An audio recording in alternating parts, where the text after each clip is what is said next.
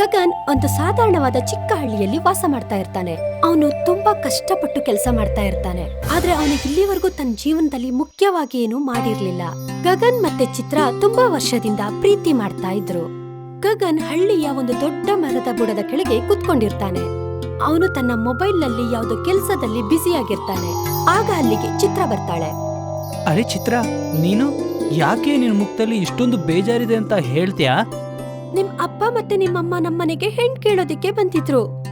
ಆಗ ನಮ್ಮಪ್ಪ ನಿಮ್ಮ ಅಪ್ಪ ಅಮ್ಮನ್ಗೆ ಬೇಜಾರ್ ಮಾಡಿಲ್ಲ. ಆದ್ರೆ ನನ್ಗನ್ಸ್ತಾ ಇದೆ ಮುಂದೆ ಅವ್ರು ನಮ್ಮ ಮದ್ವೆಗೆ ಒಪ್ಕೊಳ್ಳೋದಿಲ್ಲ ಅಂತ. ಆದ್ರೆ ಯಾಕತರ? ನಿನ್ಗಂತೂ ಗೊತ್ತೇ ಇದೆ, ನಮ್ಮಪ್ಪ ನನ್ಗೆ ಎಂತ ಹುಡ್ಗನ್ ಜೊತೆಗ್ ಮದ್ವೆ ಮಾಡ್ಬೇಕು ಅನ್ಕೊಂಡಿದಾರೆ ಅಂದ್ರೆ ಅವನ ಹತ್ರ ತುಂಬಾನೇ ಹಣ ಇರ್ಬೇಕು, ಅವನೊಬ್ಬ ಬಿಸ್ನೆಸ್ ಮ್ಯಾನ್ ಆಗಿರ್ಬೇಕು. ಇದ್ಕಿಂತ ಮೊದ್ಲು ನಮ್ಮಪ್ಪ ಬೇರೆ ಯಾರಾದ್ರೂ ಹುಡ್ಗನ್ ಜೊತೆಗ್ ನನ್ ಮದ್ವೆ ಮಾಡ್ಬಿಡ್ತಾರೋ ಏನೋ. ಆದಷ್ಟು ಬೇಗ ನಿನ್ ಜೀವನದಲ್ಲಿ ಏನಾದ್ರೂ ಸಾಧನೆ ಮಾಡ್ಲೇಬೇಕು. ಇದನ್ ಹೇಳಿ ಚಿತ್ರ ಅಲ್ಲಿಂದ ಹೊರಟೋಗ್ತಾಳೆ. ಗಗನ್ ಆಳವಾದ ಯೋಚನೆಯಲ್ಲಿ ಮುಳುಗೋಗ್ತಾನೆ. ಸ್ವಲ್ಪ ದಿನ ಹೀಗೆ ಕಳೆದೋಗುತ್ತೆ. ಗಗನ್ ಏನಾದ್ರೂ ಮಾಡ್ಲೇಬೇಕು ಅಂತ ಅವನು ಎಲ್ಲಾ ಕಡೆನೂ ಕೆಲ್ಸಕ್ಕೆ ಪ್ರಯತ್ನ ಪಡ್ತಾನೆ. ಸ್ವಲ್ಪ ದಿನ ಆದ್ಮೇಲೆ ಚಿತ್ರ ಹತ್ಕೊಂಡು ಗಗನ್ ಬಳಿ ಬರ್ತಾಳೆ. ಚಿತ್ರ ಅಳ್ತಾ ಇರೋದನ್ನ ನೋಡಿ ಗಗನ್ ಕೇಳ್ತಾನೆ, ಏನಾಯ್ತು ಚಿತ್ರ, ನೀನ್ ಯಾಕೆ ಅಳ್ತಾ ಇದ್ಯಾ? ಚಿತ್ರ ಅಳ್ತಾ ಹೇಳ್ತಾಳೆ, ನಿನ್ನೆ ಅಪ್ಪ ಮುಖ್ಯಸ್ಥರ ಬಳಿ ಹೋಗಿದ್ರು. ಆದ್ರೆ ಯಾಕೆ? ಅಪ್ಪ ಹೇಳ್ತಾ ಇದ್ರು ನನ್ ಮದ್ವೆನ ಊರಿನ ಮುಖ್ಯಸ್ಥರ ಮಗನ್ ಜೊತೆ ಮಾಡ್ತಾರೆ ಅಂತ. ನಿನ್ ಸಂಬಂಧನ ನನ್ ಜೊತೆ ತೀರ್ಮಾನ ಮಾಡದ್ಮೇಲೆ ಆಗಿದ್ರೆ ಹೇಗೆ ಮುಖ್ಯಸ್ಥರ ಜೊತೆ ಸಂಬಂಧ ಬೆಳೆಸೋದಕ್ಕೆ ಹೋಗ್ತಾರೆ ಹೇಳು? ಯಾಕಿತರ ಮಾಡ್ಬೇಕು? ನಾನ್ ಅಪ್ಪಂಗೆ ಹೇಳಿದ್ದೆ. ಆದ್ರೆ ಅಪ್ಪ ನನ್ಗೆ ಏನ್ ಹೇಳಿದ್ರು ಅಂದ್ರೆ, ಗಗನ್ ಸ್ವಲ್ಪ ದಿನದೊಳಗೆ ಏನು ಮಾಡಿಲ್ಲ ಅಂದ್ರೆ ಮತ್ತೆ ಅವರು ಮದ್ವೆನ ನಿನ್ ಜೊತೆ ಅಲ್ಲ, ಹಳ್ಳಿಯ ಮುಖ್ಯಸ್ಥರ ಮಗನ್ ಜೊತೆಗೆ ಮಾಡ್ತಾರಂತೆ. ಗಗನ್ ಬೇಗ ಏನಾದ್ರೂ ಮಾಡು, ಇಲ್ಲ ಅಂದ್ರೆ ಅವರು ನನ್ ಮದ್ವೆನ ಬೇರೆ ಯಾರ್ದೋ ಜೊತೆಗೆ ಮಾಡ್ಬಿಡ್ತಾರೆ. ಚಿತ್ರ, ನನಗ್ ಗೊತ್ತು ನಾನು ಮುಖ್ಯಸ್ಥರ ಮಗನ್ ತರ ಶ್ರೀಮಂತ ಅಲ್ಲ ಅಂತ. ಆದ್ರೆ ಇಷ್ಟು ಬೇಗ ಅದೆಲ್ಲ ಆಗೋದಿಲ್ಲ ತಾನೇ? ಏನಾದ್ರೂ ಮಾಡು, ಏನಾದ್ರೂ ಯೋಚನೆ ಮಾಡು. ಏನ್ ಮಾಡ್ತೀಯಾ ಅಂದ್ರೆ ಆದಷ್ಟು ಬೇಗ ಶ್ರೀಮಂತನಾಗೋ ಹಾಗೆ ಏನಾದ್ರೂ ಯೋಚನೆ ಮಾಡು. ಗಗನ್ ತುಂಬಾ ಆಳವಾಗಿ ಯೋಚನೆ ಮಾಡೋದಿಕ್ಕೆ ಶುರು ಮಾಡ್ತಾನೆ. ಇದ್ದಕ್ಕಿದ್ದಂತೆ ಅವನ ಮುಖದಲ್ಲಿ ನಗು ಮೂಡುತ್ತೆ. ಐಡಿಯಾ! ಏನ್ ಐಡಿಯಾ? ನಾನ್ ನೋಡಿದೀನಿ, ಸಿಟಿಯ ಜನ ಪಾನಿಪುರಿನ ತುಂಬಾ ವಿಶೇಷವಾಗಿ ಮಾಡ್ತಾರೆ. ನಾನು ಕೂಡ ಸಿಟಿ ತರಾನೇ ಪಾನಿಪುರಿ ಮಾಡಿ ಇಲ್ಲಿ ಮಾರೋಕ್ ಶುರು ಮಾಡ್ತೀನಿ. ಕಮ್ಮಿ ಸಮಯದಲ್ಲಿ ತುಂಬಾ ದುಡ್ಡನ್ನ ಮಾಡ್ತೀನಿ. ನಿನ್ ಐಡಿಯಾ ಏನೋ ಚೆನ್ನಾಗಿದೆ, ಆದ್ರೆ ಲೇಟ್ ಮಾಡ್ಬೇಡ, ಬೇಗ ಶುರು ಮಾಡು. ಇಷ್ಟು ಹೇಳಿ ಚಿತ್ರ ಅಲ್ಲಿಂದ ಹೊರಟೋಗ್ತಾಳೆ. ಸ್ವಲ್ಪ ದಿನ ಆದ್ಮೇಲೆ ಗಗನ್ ಪಾನಿಪುರಿ ಅಂಗಡಿನ ಓಪನ್ ಮಾಡ್ತಾನೆ. ವ್ಯಾಪಾರ ಶುರು ಮಾಡ್ತಾನೆ. ಆದ್ರೆ ಪ್ರತಿಯೊಬ್ಬ ಗ್ರಾಹಕರು ಪಾನಿಪುರಿ ತಿಂದು ಏನು ಹೇಳ್ದೇನೆ ಹೊರಟೋಗ್ತಿರ್ತಾರೆ. ಗಗನ್ ನಿರಾಶೆಗೊಳಗಾಗ್ತಾನೆ. ಒಂದಿನ ಗಗನ್ ಅಂಗಡಿಯ ಎದುರು ಬೇಜಾರಿಂದ ನಿಂತ್ಕೋತಾನೆ. ಆಗ ಅಲ್ಲಿಗೆ ಚಿತ್ರ ಬರ್ತಾಳೆ. ಅಪ್ಪ ಹೇಳ್ತಾ ಇದ್ರು ನಿನ್ ಪಾನಿಪುರಿ ಯಾರಿಗೂ ಕೂಡ ಇಷ್ಟ ಆಗಿಲ್ಲ ಅಂತ. ನನಗಂತೂ ಅರ್ಥನೇ ಆಗ್ತಾ ಇಲ್ಲ.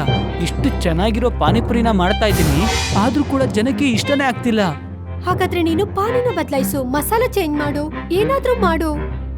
ಚಿತ್ರಳ ಮಾತ್ ಕೇಳ್ದ ಗಗನ್ ಪಾನಿನ ಬದಲಾಯಿಸ್ತಾನೆ, ಮಸಾಲಾನ ಚೇಂಜ್ ಮಾಡ್ತಾನೆ. ಆದ್ರೆ ಪಾನಿಪುರಿ ಮತ್ತೆ ಮುಂದೆ ಹೋಗೋದೇ ಇಲ್ಲ.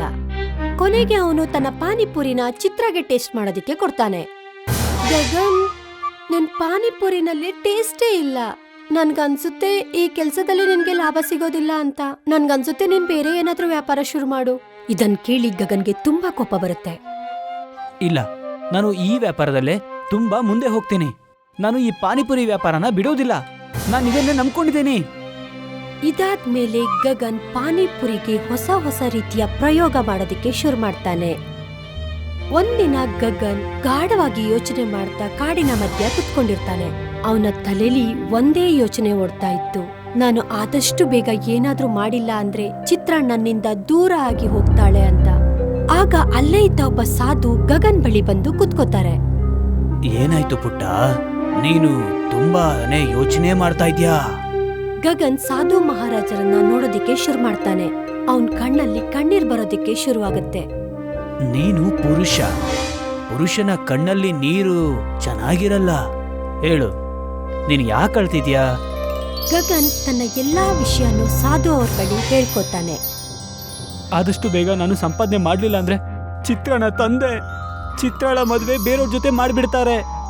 ಇದನ್ನ ಕೇಳಿ ಸಾಧು ಅವರ ಮುಖದಲ್ಲಿ ಒಂದು ರಹಸ್ಯ ನಗು ಹೊರಹೊಮ್ಮುತ್ತೆ. ನೀನು ಪರಿಶ್ರಮ ಹಾಕಿದ್ರು ನಿನಗೆ ಕೆಲಸ ಆಗ್ಲಿಲ್ಲ ಅಂತಂದ್ರೆ ಆಗ ನೀನು ಅರ್ಥ ಮಾಡ್ಕೋಬೇಕು, ನಿನ್ನ ದಾರಿ ಇನ್ನೂ ಸರಿ ಹೋಗಿಲ್ಲ ಅಂತ. ನನಗೆ ಸರಿಯಾಗೇನು ಅರ್ಥ ಆಗ್ಲಿಲ್ಲ. ನಮ್ಗೆ ಸುಲಭವಾಗಿ ಸಫಲತೆ ಸಿಗ್ಲಿಲ್ಲ ಅಂತಂದ್ರೆ ನಾವು ಅರ್ಥ ಮಾಡ್ಕೋಬೇಕು, ಈಶ್ವರ ದೊಡ್ಡ ಬಹುಮಾನನೇ ನಿನಗೆ ಇಟ್ಟಿರ್ತಾನೆ. ಈಗ ನನ್ ಮಾತನ್ನ ಗಮನ ಇಟ್ಟು ಕೇಳಿಸ್ಕೊ. ಇಲ್ಲಿಂದ ಸೀದಾ ನೀನು ಕಾಡಿನ ಕಡೆಗೆ ಹೋಗು. ಅಲ್ಲಿ ನಿನಗೆ ಒಂದು ಗುಹೆ ಕಾಣಿಸುತ್ತೆ. ನೀನ್ ಆ ಗುಹೆ ಒಳಗಡೆ ಹೋಗು. ನೀನಲ್ಲಿ ಹೋದ್ಮೇಲೆ ನೀನ್ ಬದಲಾಗ್ತೀಯ. ಆದ್ರೆ ನೆನ್ಪಿಟ್ಕೋ, ಆ ಗುಹೆ ಒಳಗಡೆ ನೀನ್ ಏನೆಲ್ಲ ನೋಡ್ತೀಯೋ ಆ ರಹಸ್ಯನ ನೀನು ಯಾರಿಗೂ ಹೇಳ್ಬಾರ್ದು. ಇಷ್ಟು ಹೇಳಿ ಸಾಧು ಅಲ್ಲಿಂದ ಹೊರಟೋಗ್ತಾರೆ. ಸಾಧುಗಳ ಮಾತ್ ಕೇಳಿ ಗಗನ್ಗೆ ಸ್ವಲ್ಪ ಧೈರ್ಯ ಬರೋದಕ್ಕೆ ಶುರು ಆಗುತ್ತೆ. ಅವನು ಅಲ್ಲಿಂದ ಎದ್ದು ಕಾಡೊಳಗೆ ಹೋಗೋದಕ್ಕೆ ಶುರು ಮಾಡ್ತಾನೆ. ತುಂಬಾ ದೂರ ಹೋದ್ಮೇಲೆ ಅವನಿಗೆ ಒಂದು ಗುಹೆ ಕಾಣಿಸುತ್ತೆ. ನನಗನ್ಸುತ್ತೆ ಇದು ಅದೇ ಗುಹೆ ಅಂತ. ಇದ್ರ ಬಗ್ಗೆ ಆ ಸಾಧು ಮಹಾರಾಜರು ಹೇಳಿದ್ರು. ಈಗ ನಾನು ನೋಡ್ತೀನಿ, ಹೌದು, ಅಂತ ವಿಶೇಷತೆ ಈ ಗುಹೆಯಲ್ಲಿ ಏನಿದೆ? ಇಷ್ಟು ಹೇಳಿ ಗಗನ್ ಆ ಗುಹೆ ಒಳಗಡೆ ಹೊರಟೋಗ್ತಾನೆ. ಒಳಗೆ ಹೋಗ್ತಾ ಇದ್ದಾಗೆ ಒಂದು ಬೆಳಕು ಅವನ್ ಮುಖದ ಮೇಲೆ ಬೀಳುತ್ತೆ. ಮರುಕ್ಷಣ ಅವನಿಗೆ ಅಲ್ಲಿ ಇನ್ನೊಂದು ಬಾಗ್ಲು ಇರೋದು ಕಾಣಿಸುತ್ತೆ. ಅವನು ಹಾಗೆ ಆ ಡೋರ್ನಿಂದ ಒಳಗಡೆ ಹೋಗ್ತಾನೆ. ಅವನು ಒಂದು ಅದ್ಭುತವಾದಂತಹ ಕಾಡಿನೊಳಗೆ ಎಂಟ್ರಿ ಆಗ್ತಾನೆ. ಅವನ ಮುಂದೆ ಇರೋ ದೃಶ್ಯನ ನೋಡಿ ಅವನು ತುಂಬಾ ಶಾಕ್ ಆಗ್ತಾನೆ. ಅವನ್ ಮುಂದೆ ಒಂದು ಬಣ್ಣದ ವಿಚಿತ್ರವಾದ ಪ್ರಪಂಚ ಇತ್ತು. 4 ಕಡೆ ರೌಂಡ್ ರೌಂಡ್ ಆಗಿರೋ ಪಾನಿಪುರಿ ಮನೆ ಇತ್ತು. ಆ ಮನೆ ಗೋಡೆ ಸುಂದರವಾಗಿ ಬಣ್ಣ ಬಣ್ಣದಿಂದ ಕೂಡಿತ್ತು. ಒಂದ್ ರೀತಿ ಕುರ್ಕುರೆಯಿಂದ ಪಾನಿಪುರಿ ಮಸಾಲೆ ಮಾಡಿದ ಹಾಗೆ. ಹೋಗ್ತಾ ಇದ್ದ ಹಾಗೆ ಆ ಮನೆಯ ಅಕ್ಕಪಕ್ಕ ಜಾಗ ಇತ್ತು. ಅದರ ಮಧ್ಯ ಮಸಾಲೆಯಿಂದ ಕೂಡಿದಂತಹ ಕೊಳ ಇತ್ತು. ಆ ಕೊಳದಿಂದ ಬಬಲ್ಸ್ ಹೊರಗ್ ಬರ್ತಾ ಇತ್ತು. ಅಲ್ಲಿನ ಜನಗಳು ಕೂಡ ತುಂಬಾ ವಿಚಿತ್ರವಾಗಿದ್ರು. ಗುಂಡುಗುಂಡಕ್ಕೆ ನೋಡೋದಕ್ಕೆ ಪಾನಿಪುರಿ ತರಾನೇ ಇದ್ರು. ತಲೆ ಮೇಲೆ ಕೊತ್ತಂಬರಿ ಬೀಜ ಇರೋ ಹಾಗೆ, ಮತ್ತೆ ಕೆಲವರು ಹುಣಸೆ ರಸದ ಹಾಗೆ. ಇದೇನು, ಇವರು ಸಾಧಾರಣ ವ್ಯಕ್ತಿಗಳ ಹಾಗೆ ಕಾಣಿಸ್ತಿಲ್ವಲ್ಲ? ಇವರೆಲ್ಲ ಮುಖ ಪಾನಿಪುರಿ ತರ ಕಾಣಿಸ್ತಿದೆ. ಹೀಗಾಗೋದಕ್ಕೆ ಹೇಗ್ ಸಾಧ್ಯ? ಗಗನ್ ಆಶ್ಚರ್ಯ ಪಟ್ಕೊತಾ ಹಾಗೆ ನಡ್ಕೊಂಡು ಹೋಗ್ತಾನೆ. ಹಾಗೆ ಪೂರ್ತಿ ಹಳ್ಳಿನ ಗಮನ ಇಟ್ಟು ನೋಡ್ತಾನೆ. ಅಲ್ಲಿ ಹೇಗ್ ಅನ್ನಿಸ್ತಾ ಇತ್ತು ಅಂದ್ರೆ ಎಲ್ಲಾ ವಸ್ತುಗಳು ಕೂಡ ಪಾನಿಪುರಿಯಿಂದಾನೇ ತುಂಬಿಕೊಂಡಿರೋ ಹಾಗೆ. ಆಗ ಅಲ್ಲಿ ಒಂದ್ ಹುಡುಗಿ ಅವನ ಎದುರಿಗೆ ಬರ್ತಾಳೆ. ಅವಳು ಪೂರ್ತಿಯಾಗಿ ಪಾನಿಪುರಿ ತರನೇ ಇದ್ಲು. ನೀನು ಮನುಷ್ಯ, ನೀನ್ ಹೇಗೆ ಇಲ್ಲಿಗೆ ಬಂದೆ? ಗಗನ್ ಗಮನ ಇಟ್ಟು ಅವಳನ್ನೇ ನೋಡ್ತಾ ಇದ್ದ. ಮತ್ತೆ ಅವನು ತನ್ನ ಎಲ್ಲಾ ಕಥೆನ ಮತ್ತೆ ಅವನ ಜೀವನದ ಪೂರ್ತಿ ಘಟನೆಯನ್ನ ಅವಳ ಮುಂದೆ ಹೇಳ್ತಾನೆ. ಅರ್ಥ ಆಯ್ತು, ನಿನ್ನ ಸಾಧು ಮಹಾರಾಜ್ ಕಳ್ಸಿದ್ರಾ? ನೀನೊಂದ್ ಮಾತ್ ಕೊಡ್ತೀಯಾ?